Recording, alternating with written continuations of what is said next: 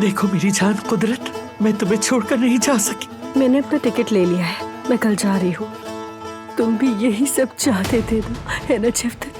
और तुम मुझे बचाने के बजाय बिना पलक झपकाए मुझे नीचे धक्का दे दिया। ओज़जान, अली को सब याद आ गया है। मुझे सही मौके का इंतजार करना होगा, तभी ये सब कुछ आसानी से हो पाएगा। आजाद साहिबा, प्लीज यहाँ से मत जाएं। तुम होती कौन हो मुझे नसीहत करने वाली? मैं आपको यहाँ से नहीं जाने दूंगी। हमारे दुश्मनों की बेटी तक की खुशी मुझे यहाँ रखने में है, लेकिन मेरा पोता नाराज है मुझसे, क्या करूं? बारान बेटा, कम से कम एक बार तो मेरी तरफ देख लो बेटा। ये सजा आपने खुद मुंतखब की है दादी जान।